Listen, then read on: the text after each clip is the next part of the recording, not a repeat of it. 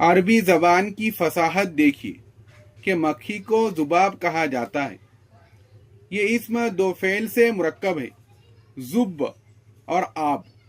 یہ دو فعل سے بنا ہے۔ ذب کے معنی ہٹانا، دفع کرنا، اور آب کے معنی پلٹنا، رجوع کرنا۔ مکھی کی ایک فطرت ہوتی ہے، جب جب اسے ہٹایا جاتا ہے پلٹ کر وہیں آتی ہے۔ رات دن اس کا تجربہ ہوتا ہی رہتا ہے۔ ویسے بارش کا موسم ہے تو اس میں خوب ہو رہی ہے۔ آ کر بیٹھ گئی، اڑائی تو پھر آ گئی۔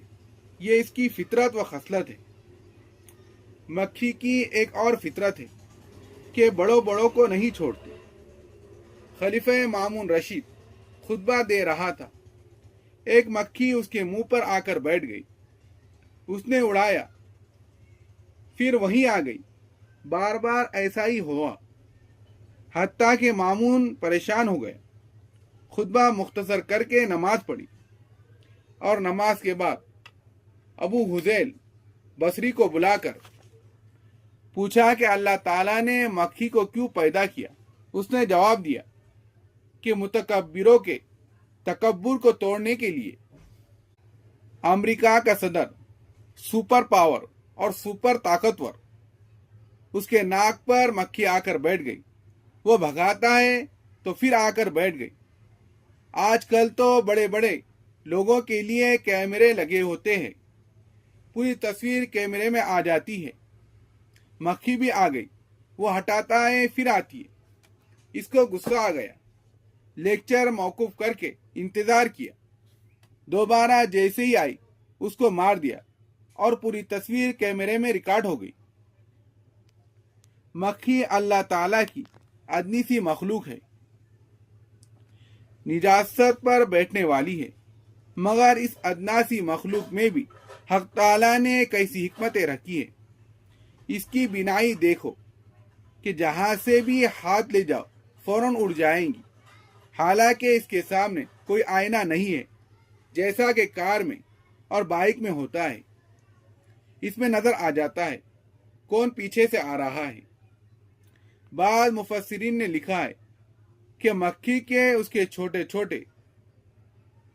چھوٹے سے جسے میں حق تعالیٰ نے 400 آنکھیں رکھی ہیں۔ خیر، حق تعالیٰ مثال بیان فرماتے ہیں کہ جو لوگ اللہ تعالیٰ کے علاوہ دوسروں کو پکارتے ہیں، وہ پتھروں کے معبود ایک مکھی نہیں بنا سکتے۔ اور مکھی بنانا تو بڑی بات ہے، اگر مکھی ان کے منہ سے ان کی خوراک چھین کر لے جائے تو اسے چھڑا نہیں سکتے۔ مشرکین مکہ کی عادت تھی، جیسے خود کھاتے تھے ویسے ہی اپنے معبودوں کو بھی کھلانے کی کوشش کرتے۔ مشرکین مکہ کی بہترین غذا تھی جس سے وہ ناشتہ کرتے تھے، وہ یہ کہ انڈے کی زردی اور شہد کھاتے تھے، اور یہی ان کے معبود کے منہ پر مل دیتے۔ شہد میں مٹھاس ہے اور میٹھی چیز پر مکھیاں آنا لازم ہے، تو اس پر خوب مکھیاں آتی۔ اس زمانے میں کتنی مکھیاں آتی ہوں گی۔ مکہ مکرمہ کی آب و ہوا مکھیوں کے لیے بہت مناسب ہے، بالکل خشک علاقہ ہے، وہ مکھیوں کے لیے بہت سازگار ہے۔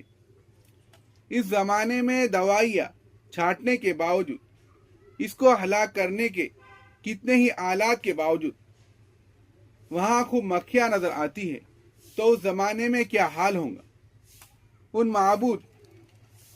ان معبودان باطلہ کے منہ پر خوب مکھیاں آتی اور شہد چاٹتی اور چٹواتی۔